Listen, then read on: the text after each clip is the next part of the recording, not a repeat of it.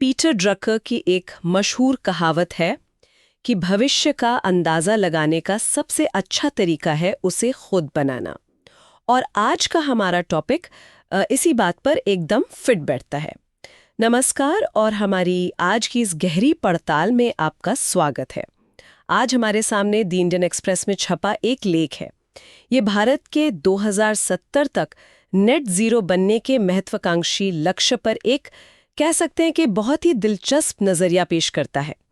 ये विषय UPSC, mains और प्रीलिम्स की तैयारी करने वालों के लिए तो आप जानते हैं बेहद ज़रूरी है, लेकिन मुझे लगता है कि यह हर उस नागरिक के लिए भी मायने रखता है जो भारत के भविष्य के बारे में सोचता है। देखिए, जब भी नेट ज़ीरो या क्लाइमेट चेंज की बात होती है तो दो पहाड़ जैसे सवाल हमेशा हमारे सामने आकर खड़े हो जाते हैं। पहला, क्या पर्यावरण को बचाने की कोशिश में हमारे देश का आर्थिक विकास, हमारी ग्रोथ, वो रुक जाएगी? और दूसरा, इस पूरे बदलाव के लिए जो खरबों डॉलर लगेंगे वो आएंगे कहाँ से? खासकर तब जब अंतर्राष्ट्रीय स्तर पर विकसित देश मदद के अपने वादों से पीछे हटते दिख रहे हैं। तो आज हम इन्हीं दो पहाड़ जैसे सवालों की पड़ताल करेंगे और देखेंगे कि क्या जवाब उतने ही मुश्किल हैं जितने लगते हैं। लेख का दावा है कि शायद नहीं। चलिए पहले सवाल से ही शुरू करते हैं। ये जो डर है कि डीकार्बनाइजेशन मतलब कार्बन उत्सर्जन कम करना हमारी विकास की गाड़ी पर ब्रेक लगा देगा, इसमें कितनी सच्चाई है? ये डर बहुत स्वाभाविक है और दशकों से यही तर्क दिया जाता रहा है, लेकिन लेख इस धारणा को सीधे तौर पर चुनौती देता है। असल में ये तर्क एक बहुत जरूरी बात को नजरअंदाज कर देता है, और वो है जीवाश्म ईंधन मतलब कोयले और पेट्रोल पर चलते रहने की असली कीमत। हम सिर्फ डॉलर में लागत देखते हैं, लेकिन उस लागत का क्या जो हम और आप हर रोज अपनी सेहत से चुका रहे हैं। बिल्कुल। और ये सिर्फ दिल्ली, मुंबई जैसे बड़े शहरों की बात नहीं रही। अब तो छोटे शहरों में भी हवा इतनी खराब है कि आप उसे दिन रात महसूस कर सकते हैं। ये कोई दूर का खतरा नहीं, ये हमारे बच्चों के फेफड़ों से जुड़ा एक सीधा संकट है। एकदम सही। ये सिर्फ एक पर्यावरणीय मुद्दा नहीं है, ये एक सार्वजनिक स्वास्थ्य संकट बन चुका है, और इसकी एक बहुत बड़ी आर्थिक कीमत भी है। बीमारियों पर खर्च, काम करने की क्षमता में कमी, ये सब हमारी जीडीपी को चुपचाप नुकसान पहुंचा रहे हैं। तो पहला तर्क तो यही है कि जीवाश्म ईंधन से दूर जाना अब कोई विकल्प नहीं बल्कि एक जरूरत है। लेकिन इससे भी बड़ी बात तकनीक से जुड़ी है। हाँ, तकनीक। क्योंकि हमेशा से यही कहा जाता था कि सोलर और विंड एनर्जी महंगी है और क्या कहते हैं, भरोसेमंद नहीं है। क्या अब वो स्थिति बदल गई है? क्या हमारे पास वाकई ऐसे विकल्प हैं जो कोयले जितनी सस्ती और भरोसेमंद बिजली दे सके? क्योंकि एक पावर कट पूरा शहर ठप कर देता है। ये एक बहुत ही वाजिब सवाल है। 10 साल पहले इसका जवाब अलग होता, लेकिन आज स्थिति पूरी तरह बदल चुकी है। सोलर और विंड एनर्जी की लागत में जबरदस्त गिरावट आई है। आज भारत में नई सोलर पावर लगाना नया कोयला पावर प्लांट लगाने से सस्ता है। तकनीक ने हमें उस मोड़ पर ला खड़ा किया है जहां कई बड़े सेक्टरों में कार्बन उत्सर्जन कम करना बिना किसी भारी अतिरिक्त लागत के संभव है। बिना किसी खास अतिरिक्त लागत के? जी। और अगर हम अब भी इस मौके का फायदा नहीं उठाते हैं तो हम एक बहुत बड़ी गलती करेंगे। हमारा पैसा ऐसी चीजों में फंस जाएगा जो भविष्य में किसी काम की नहीं रहेंगी। आप फंसी हुई संपत्ति या स्ट्रैंडेड एसेट्स की बात कर रहे हैं। क्या आप इसे थोड़ा और आसान शब्दों में समझा सकते हैं? जरूर। इसे ऐसे समझिए, मान लीजिए आज आप एक बिल्कुल नई चमचमाती डीजल कार खरीदते हैं, लेकिन 10-15 साल बाद सरकार नियम बना देती है कि सड़कों पर सिर्फ इलेक्ट्रिक गाड़ियां ही चलेंगी। तब आपकी वो नई कार गैराज में खड़ी धूल फांकने के अलावा किसी काम की नहीं रहेगी। वो एक फंसी हुई संपत्ति बन जाएगी। अब इसी को देश के स्तर पर सोचिए। अगर हम आज हजारों करोड़ रुपए लगाकर कोयले के नए पावर प्लांट बनाते हैं, तो 20 साल बाद जब दुनिया पूरी तरह से ग्रीन एनर्जी पर चल रही होगी, तब इन प्लांट्स का क्या होगा? ये अरबों का निवेश बेकार हो जाएगा। ये तो बहुत बड़ा आर्थिक जोखिम है। बिल्कुल। इसके उलट अगर हम आज ग्रीन एनर्जी और ग्रीन टेक्नोलॉजी में निवेश करते हैं, तो हम न सिर्फ भविष्य के इस जोखिम से बचते हैं, बल्कि अपने लिए नए अवसर भी बनाते हैं। Green hydrogen, battery storage, electric वाहन, ये सब ऐसे क्षेत्र हैं जहां भारत एक ग्लोबल मैन्युफैक्चरिंग हब बन सकता है और लाखों नई नौकरियां पैदा कर सकता है। जी ठीक है, ये सुनने में तो बहुत अच्छा लगता है, लेकिन ये तो मतलब सैद्धांतिक बातें हैं। क्या हमारे पास कोई ठोस डेटा या मॉडल है जो ये साबित कर सके कि 6-7% की तेज विकास दर के साथ भी नेट जीरो का लक्ष्य हासिल किया जा सकता है? क्योंकि मॉडल्स तो सिर्फ कंप्यूटर सिमुलेशन होते हैं, जमीनी हकीकत कुछ और हो सकती है ना? आपका संदेह सही है। मॉडल भविष्य की गारंटी नहीं होते, लेकिन वो हमें संभावनाओं का एक वैज्ञानिक आधार जरूर देते हैं। लेख में एक ऐसे ही मॉडल, रिमाइंड इंडिया मॉडल का जिक्र है। इस मॉडल की सबसे चौंकाने वाली बात यह है कि 2025 से 2050 के बीच भारत की औसत जीडीपी विकास दर 6.25% प्रतिवर्ष रह सकती है। क्या कह रहे? जी हाँ, 6.25%। और ये दोनों ही परिदृश्यों में, चाहे हम आज की नीतियों पर चलते रहें या नेट जीरो के रास्ते पर आगे बढ़ें। वाह, मतलब विकास दर पर कोई असर नहीं पड़ेगा। ये तो बहुत बड़ी बात है। ये उस पूरी बहस को ही पलट देता है जो विकास बनाम पर्यावरण पर होती आई है। हाँ, ये इस धारणा को तोड़ता है कि दोनों में से एक को चुनना पड़ेगा। मॉडल ये दिखाता है कि अगर हम बिजनेस एज यूजुअल यानी आज की तरह ही चलते रहें तो हमारा कार्बन उत्सर्जन बढ़ता रहेगा और 2070 में भी आज के स्तर से बहुत ज्यादा होगा। हम अपने जलवायु लक्ष्यों से मीलों दूर होंगे। लेकिन अगर हम सही नीतियां अपनाते हैं तो एक अलग ही तस्वीर उभरती है। हाँ। अगले 10 साल तक हमारा उत्सर्जन थोड़ा बढ़ेगा, जो एक विकासशील अर्थव्यवस्था के लिए स्वाभाविक है। लेकिन 2035 के बाद इसमें तेजी से गिरावट लाई जा सकती है। अच्छा। और 2070 तक नेट जीरो हासिल किया जा सकता है, और ये सब 6.25% की विकास दर के साथ। तो ये सही नीतियां हैं क्या? मॉडल किन चीजों पर जोर देता है? मॉडल 3 मुख्य स्तंभों की बात करता है। पहला, ऊर्जा दक्षता, मतलब एनर्जी एफिशिएंसी। ठीक है। हर काम को करने में कम से कम बिजली या ऊर्जा का इस्तेमाल करना। हमारी फैक्ट्रियों से लेकर हमारे घरों के एसी और फ्रिज तक हर जगह इसकी गुंजाइश है। दूसरा, विद्युतीकरण, मतलब इलेक्ट्रिफिकेशन। बिल्कुल, पेट्रोल, डीजल और कोयले से हटाकर बिजली पर लाना। और तीसरा और सबसे महत्वपूर्ण, बिजली बनाने के तरीके को बदलना, यानी कोयले की जगह बड़े पैमाने पर सौर और पवन ऊर्जा जैसे नवीकरणीय स्रोतों का इस्तेमाल करना। तो अगर रिमाइंड इंडिया मॉडल ये दिखाता है कि हमारी विकास की गाड़ी पटरी से नहीं उतरेगी, तो इसका मतलब है कि तकनीकी और आर्थिक रूप से ये संभव है। पहला पहाड़ तो हमने पार कर लिया, लेकिन किसी भी बड़े प्रोजेक्ट की तरह अंत में बात आकर पैसे पे रुकती है। और यहीं पर लेख का दूसरा और शायद ज्यादा विवादास्पद तर्क सामने आता है, जो अंतर्राष्ट्रीय वित्त पर हमारी निर्भरता को चुनौती देता है। हाँ, और ये दूसरा बड़ा सवाल है। हम हमेशा सुनते हैं कि क्लाइमेट चेंज से लड़ने के लिए विकसित देशों को विकासशील देशों को पैसा देना चाहिए।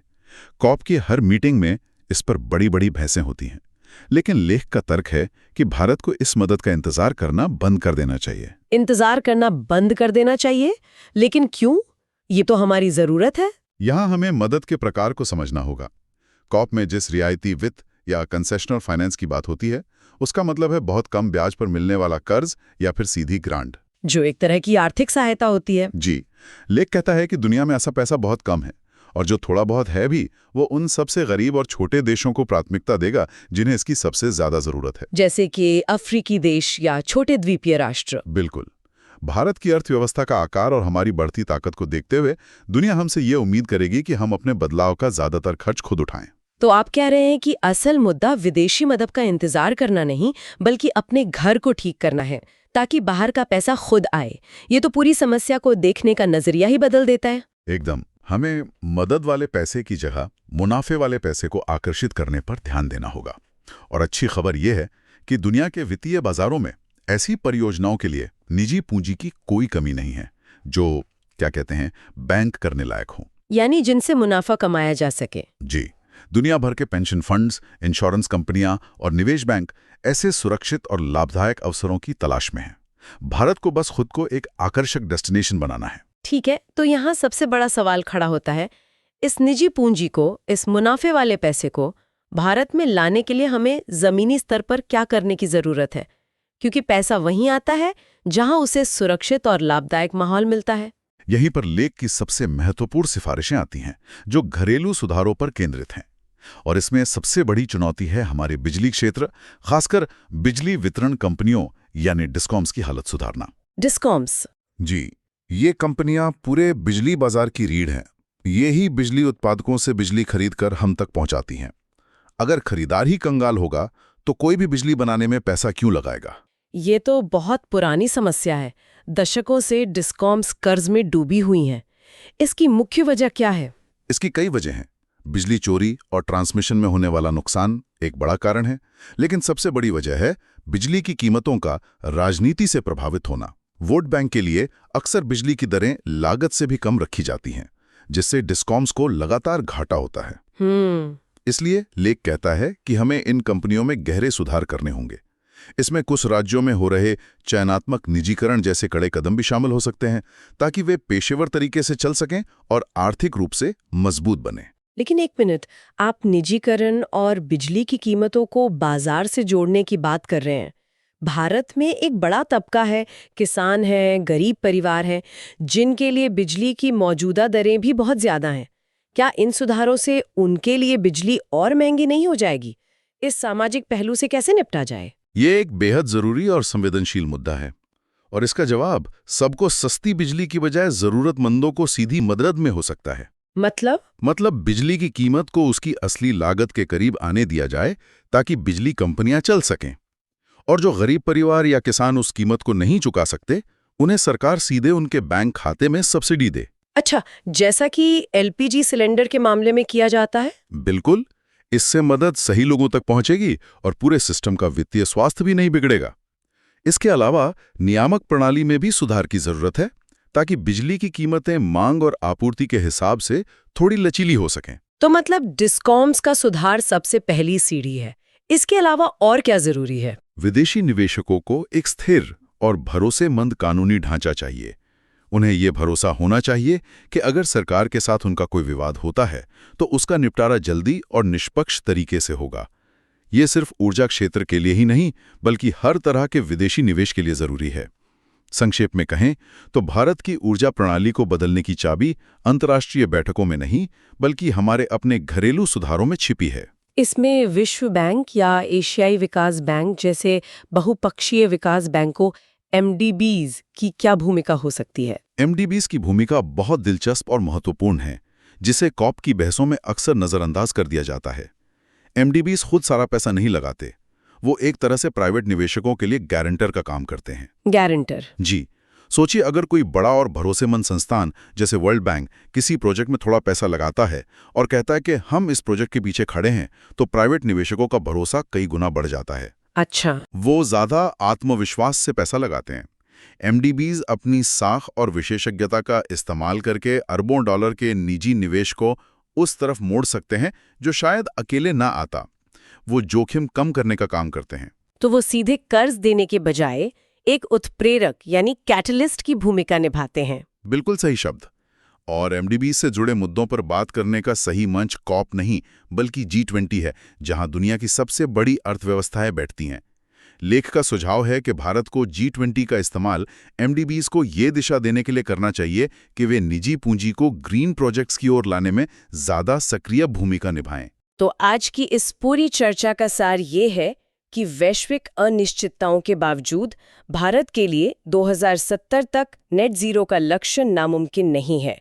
लेख हमें दो बहुत बड़े मिथकों से बाहर निकालता है। पहली बात कि हमें पर्यावरण और विकास में से किसी एक को चुनना होगा। ये एक झूठा चुनाव है।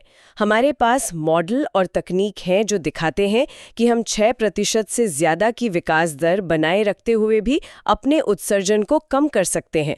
और दूसरी बड़ी बात कि हमें इस बदलाव के लिए पश्चिमी देशों से मिलने वाली मदद के भरोसे बैठे रहने की जरूरत नहीं है। कुंजी हमारे अपने हाथ में है। अगर हम अपने घर, खासकर अपने बिजली क्षेत्र को ठीक कर लें, तो दुनिया भर की निजी पूंजी हमारे दरवाजे पर खुद दस्तक देगी। बिल्कुल, आपने एकदम सही सार निकाला है। और अंत में मैं श्रोताओं के लिए एक सवाल छोड़ना चाहूंगा। ये लेख वित्तीय और नीतिगत ढांचों पर ध्यान केंद्रित करता है कि ये काम कैसे किया जा सकता है, लेकिन भविष्य का असली सवाल शायद ये होगा कि इन घरेलू सुधारों की अल्पकालिक लागत कौन वहन करेगा। जब बिजली की कीमतें बदलेंगी, जब कोयला खदानों में नौकरियां कम होंगी, तो इसका असर समाज के अलग अलग वर्गों पर अलग अलग पड़ेगा। तो ये सुनिश्चित कैसे किया जाए कि ये परिवर्तन सिर्फ प्रभावी ही नहीं, बल्कि हर नागरिक के लिए न्याय संगत और समान भी हो। ये एक ऐसा सवाल है जिस पर हमें नीति निर्माताओं के रूप में और समाज के रूप में गहराई से सोचना होगा। ये सोचने के लिए एक बहुत ही महत्वपूर्ण सवाल है, क्योंकि कोई भी बड़ा बदलाव तभी सफल होता है जब वो समावेशी हो। इस चर्चा ने अगर आपके मन में भी कोई सवाल पैदा किया हो या कोई नया विचार दिया हो तो हमें ज़रूर बताइए। अगली बार मिलेंगे एक और ऐसी ही गहरी पड़ताल के साथ। धन्यवाद।